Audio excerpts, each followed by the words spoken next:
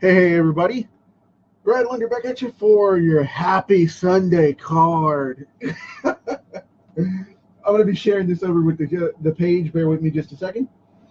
And then we're going to be going off and there we go. Getting Mer-Man drawn here. It's going to be fun. It's the weekend and it's right before the latest episode of The Walking Dead return.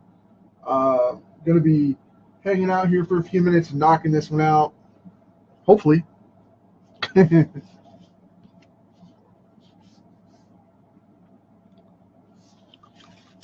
Dale, how you doing? But yeah, I'm going to be knocking this one out. This is let's see, we have Orko, Rayman, Man-at-Arms, and who am I forgetting? Trapjaw. So this will be number 5 in this set, in this subset for the series. And I've already crossed the line for 180 days of broadcasting. Can you believe it? I've done 180 plus Facebook Lives in this program already. We are at 181, I think, or 182, right around in there.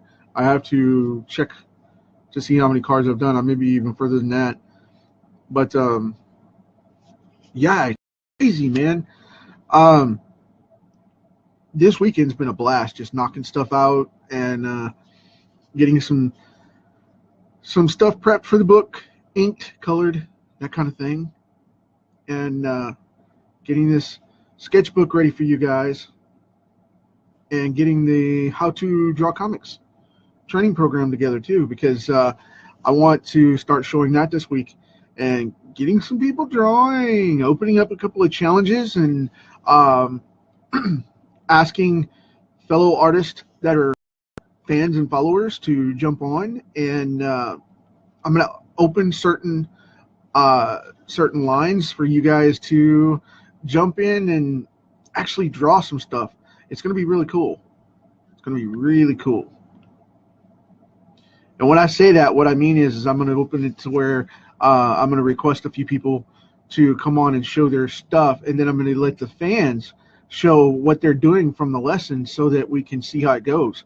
And as we post this stuff, I'm going to give you guys some props and some shout outs, and we're going to do that. And I'm thinking of even starting a group for it if it gets big enough. We'll see how it goes.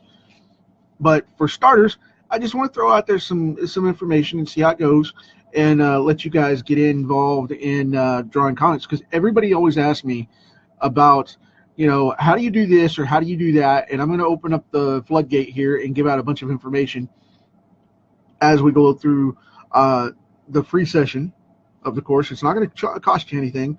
There will be a full session, though, that gives you something beyond what goes on, and you can go on my website and buy that if you want to. If not, that's cool too. I'm not forcing anybody to buy anything. I'm not even enticing. I'm just saying it's there. So don't, feel this is going to be a sales pitch or anything like that, because that's not what I'm doing here. But, if you like the course and you want to go through it and you want to get through it, go for it. More power to you, because there's a lot of cool stuff in there. And I'm going to be showing a ton of examples in there that you can't get everywhere else. So, you guys will get to see what you get for the free stuff, but I'll be putting more time into that. So just letting you know. But this isn't going to be any just, crapshoot stuff. I mean, you're going to be getting a lot of information. So, in the free line. So that's where I want it. And I get asked that all the time. And like I said, it's always funny to me, because it's like, why would you, why wouldn't you just draw your own comic? But so many people ask me all the time. It's just, dude, how do you do this? And hey, man, how do you do that? And it's just, okay, cool. I decided to help everybody out, and I'm just going to put the basics out there and let it rip. So bear with it, because it's going to be fun. Let's see here. This coming week, got a couple of things going on. Like I said, Tuesday I'm going to be doing the first art video. Then I'm going to be doing a free pinup thing for helping out promote a couple of Kickstarters, especially Brant stuff and the Last Ember, or the Last Ember, actually, pronunciation. The Last Ember is going to be working out as a pinup. I've also got Lowry's pinup I'm going to be doing this week for his character, and I'll explain a little more on that as we get into it. And I'm going to be helping out a couple of things like that, and I am not endorsing them. I am not getting paid for that. I am doing it purely out of the entertainment value that their books bring me and that I want to see. I volunteered that, so I volunteered to promote them and share those creative pieces. So I don't want anybody freaking out on me. Hey man, you said no. Because I get asked all the time to do, hey, will you do my character? Will you draw my character on your show? Will you draw my character on your show? And I can't endorse stuff like that. I do specific things I'm a fan of because of the reason why I do this.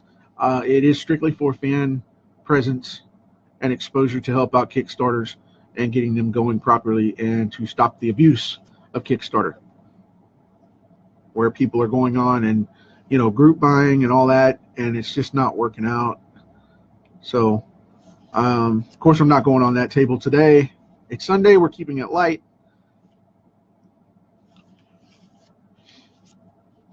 So Mer-Man, this dude is way creepier than I remember, but whatever. Maybe it's my rendition, I don't know. This is a little fish out of water story. Oh, jeez.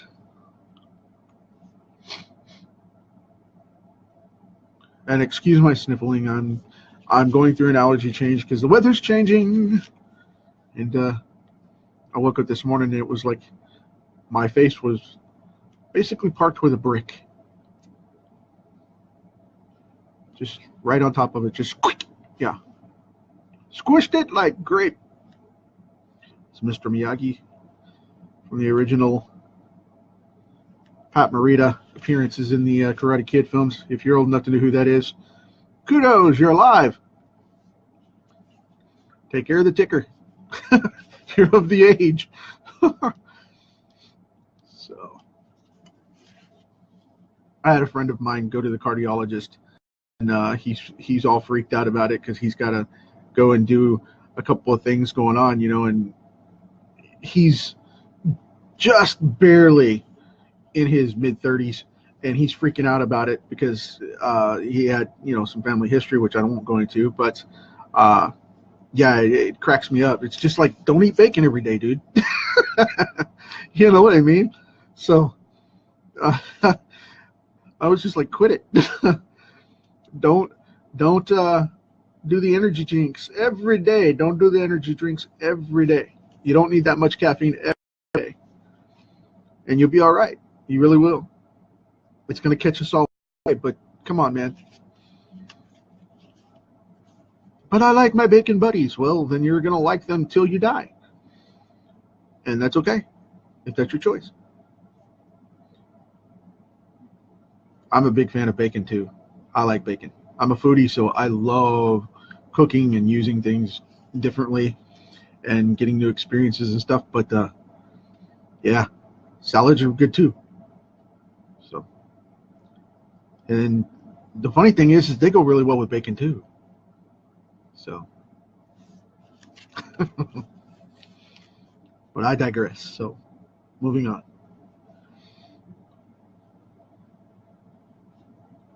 And let's see here.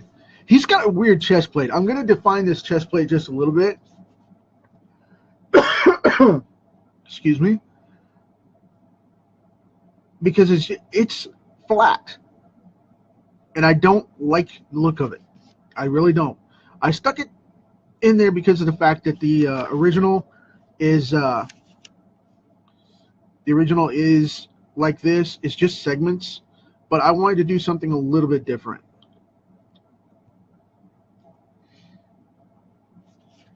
So what I'm going to do is I'm going to pop them up just a little. I'm not going to go full on, cubicle dimensions. I'm just going to give them a little more refinement. That's all I'm doing, because they're supposed to be scale like. So I'm keeping it very simple because I don't want to overdo it. Like I said, I'm not going to go full segments with the armor and all that. A lot of people would, but I'm not going to do that. I just don't want it going crazy like. However, I do want this chest plate to go way lower than it's supposed to, because it's supposed to be up here under his throat, but I'm not going to put it down that low or that up that high, because it looks just a little off to me for some reason. Not to mention the fact that I'm a t-shirt guy, because I did the suit and tie thing for a number of years, and then I did the uniform thing for a couple of years in law enforcement, and now it's just like, I did the flannel thing for a while on the farm, and now it's just like, geez, I'm easygoing, relaxed, t-shirt and jeans type of guy. So I don't wear a lot of dress stuff unless I'm meeting someone that I really want to, show respect to by formal wear. However, if I'm wearing a t-shirt and jeans and I meet you, that doesn't mean that I'm disrespecting you. It doesn't mean I don't care. Be meeting up with somebody at a con or a seminar or a convention or something. Hey man, why are you wearing the suit? You told me on the. Oh man, I could just see it. People be freaking out. That's funny. And I know I cut up on here a lot, and a lot of people, are like, be prim and proper with your marketing and blah, blah, blah. And I'm just like, I'm me, man. I'm down to earth. I do the thing. Get out the way. I don't want to hype it. I just want to draw, want to talk, want to give the lesson, whatever I'm doing, and get out of the way. I want you to go home and apply what I'm showing you so that you can do what you want to do as well. You don't need to be hearing the fuss and muss of whatever I'm doing, other than what you want to be knowing and getting out of this. And that's the thing. Always know that you're sharing. You know what I mean? If you're not sharing, then you're talking about yourself too much, and it's not cool. I find that a lot, in especially in internet marketing and the whole social thing. It's just everybody gets online and it's like, look at my stuff, look at my stuff. And I know I post a bunch of this stuff online, and my thing is I try to make it about you guys and the lessons learned. And the reason I'm doing this is because of the fact that I'm not wanting to show off my art as much as associate with everybody, hang out and do whatever, make new friends and move forward. If you want to buy my stuff, awesome. If you don't, that's okay too. I'm cool with that. Really, really, really cool with that. So I get asked that too all the time. It's like, well, why don't you ever sell anything? Why don't you sponsor this or sponsor that and sell this and put in commercials in your projects and whatnot? And I'm like, what? I make money otherwise. That's why I don't do that. So, and when I let the lab out, apparently I let something in the office. Something buzzing around the light. Quit it. Cease and desist, or you will be deceased. Now I'll get angry letters from PETA. You squished that bug. No, I didn't.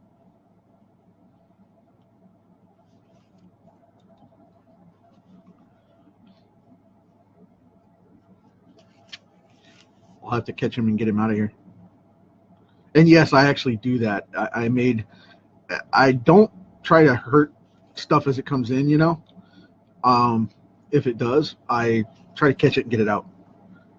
A lot of people are just like, squash it. No. But this is how real it is, you know, because, I mean, it is what it is. I'm working in my office and, you know, stuff happens. So, whatever. Get what you get. No need to be fake.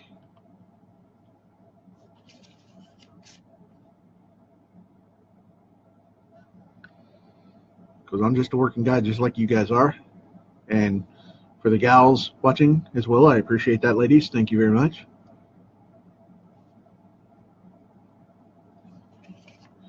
You get nasty messages later. I am not a guy. Okay. It's all good.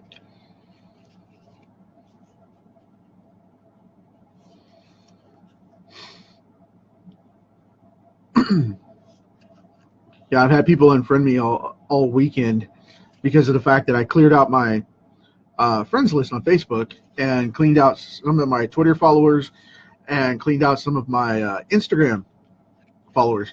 And people thought I was going on a rampage and dumping them because of the fact that I'm switching gears, you know, into the, you know, more public. Let me see how I want to phrase this. More into the public eye of my own stuff and stop promoting behind the scenes and whatnot. And for the marketing side of things, it's funny. People are like, "You dropped me." No, I didn't. You're still there. Oh, I'm still friends with you. Okay, never mind. What? It's funny. I cleared out a lot of dead accounts and you know, dead followers and things like that, or people that didn't associate with me. If you're someone I've talked to, if I haven't gotten to talk to you yet, I will be talking to you soon. But and feel free to talk to me.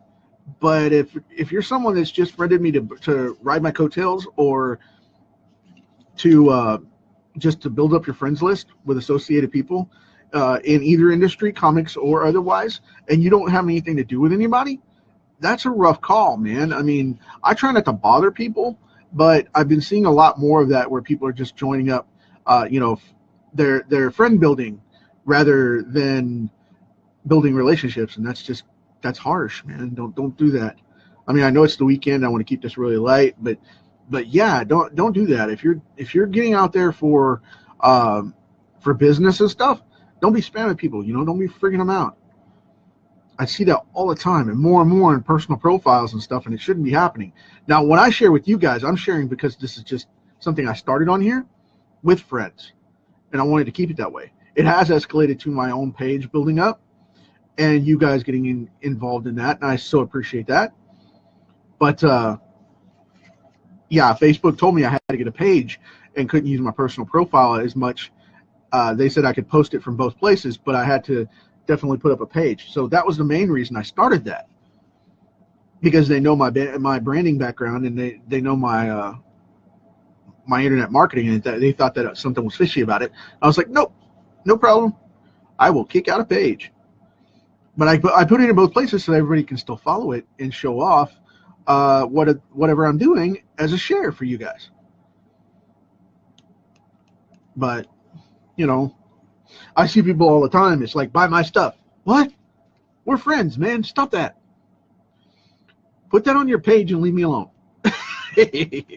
I'm the same way you guys are about that. I don't want that stuff on my timeline bothering me. I mean, like this, I'm doing this for creative purposes, so there's a difference. And the reason I keep saying that is because of the fact that I want you guys to know that I'm not trying to sell you on stuff. Like I said, if you buy my stuff, you know where it is. It's on my page, go for it. Or it'll be on my website soon, go for it. But am I saying, you know, buy my stuff here? No. That's not what this is for.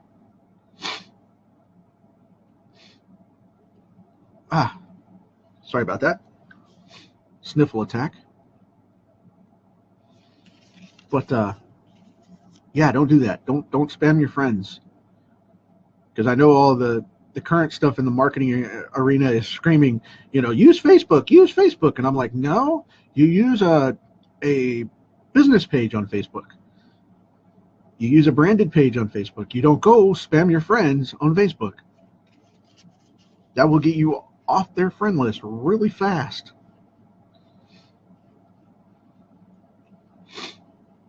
That's why when I mentioned the book, so many people just went, boom, gone. I was like, whoops. That's not what I intended. But that's what they took out of it, and that's okay. It happens. But like I said, there's going to be a big shift because of the marketing stuff too. So hang with me. Hang with me. I'm not going to spam you. I might invite you to something, but I'm not going to charge you. You can decide if you want to buy something from me later. That's all cool. But if it's on my profile, it's appropriate. It's probably free. So you may hear me crunching on my candy over here. If you do, I apologize if it bothers you. But if not, okay, cool. Moving on. And I didn't draw him with the mask, by the way. Mer-Man actually has a mask that he wears over and above his scaly face here. And I also did something that doesn't exist in the Mer-Man original design. I put gills right up under here. And these fins, I put gills right there. Because guess what? He's Mer-Man and he doesn't have anything to breathe with. No gills. Nowhere. No gills. So I thought, why not? Put them right in the fin. There's a rising point right here. And I thought, what the heck? I'll put fins in there. And gills. Why not? So I see that kind of thing all the time. People draw stuff and they go, well, how does he breathe? I don't know. He has no gills. Hello, 1984. What the heck?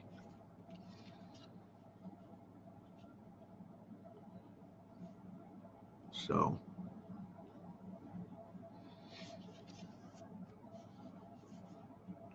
I love doing stuff like that too. Freaks people out. It's like, when you upgrade the toys this year, can you put gills on him? I can't play with him because he doesn't look like he breathes. I love doing stuff like that. I actually do that, whether I buy it or not. I've done that before. Oh my goodness. It's like, he can't breathe. Get the game show host voice going. Like it's a real concern.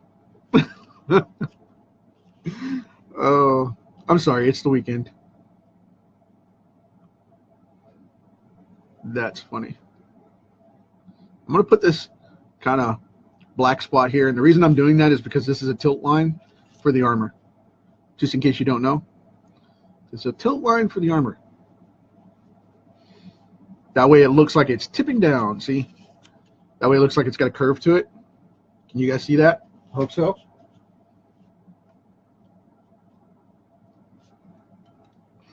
Let's see here. I think we've got to be about done, actually.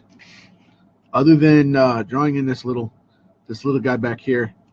This is the big electric eel that Mer-Man was constantly riding back in the day. And yes, I said a term that I normally grill people about. Back in the day. Are you old enough to say back in the day?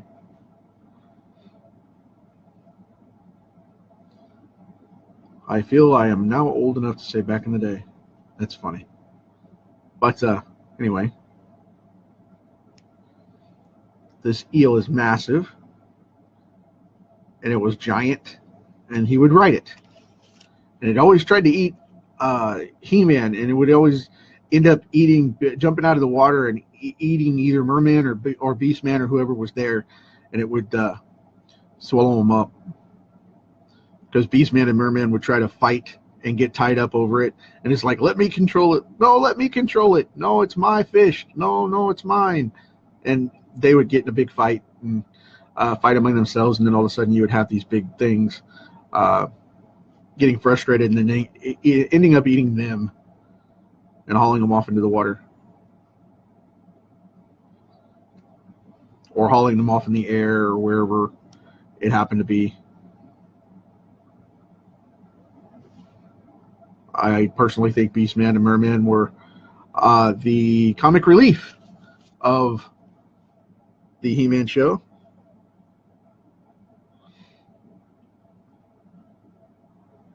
Especially in the battles, because they would always get messed up.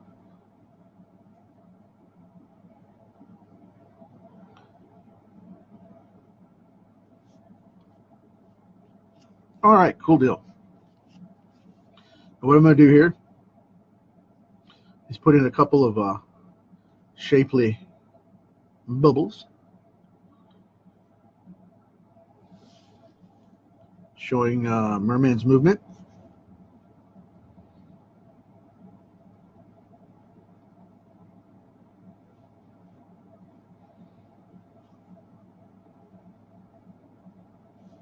Like that.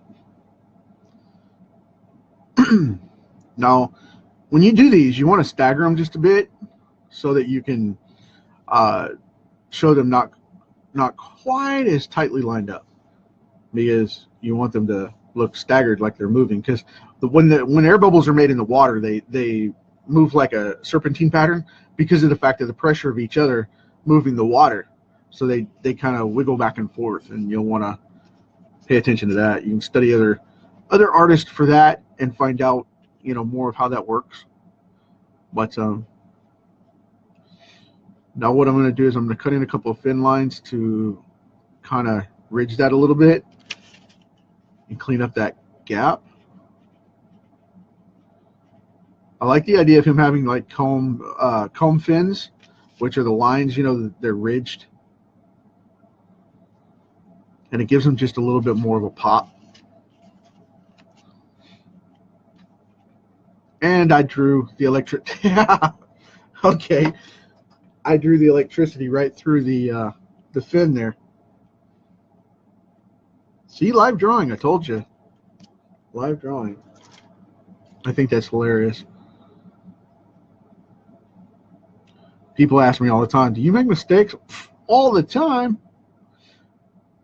Living, breathing human being, it happens. It happens. Far more than I would ever like to admit. But that's why artists like me created these wonderful little things called erasers, which I'm not going, thanks to Boba Fett, I'm not I'm not going to use this one on there because the black smudge will come off on the card, and I don't want to do that. But anyway, there we go. We have Mer-Man. He looks pretty cool, and I hope you guys dig it, and have a great Sunday, and I'll see you tomorrow. I'm going to do it. I think I'm going to do something really cool. I'm going to try. I'm not going to make any promises, but I'm going to try to do something special with the Beastman card, and with the Skeletor card, and with the He-Man card coming up this week. So you guys hang tight. And then, like I said, I've got a special session coming up for Mr. Fowler's card, Mr. Fowler's Kickstarter. And then I've got one coming up for the How to Draw Comics. It's going to be interesting stuff. So it's not the normal stuff that you see from most people. It's going to be a little more detailed with the modern edge of things, and we'll see how it goes. So anyway, take care. Talk to you soon.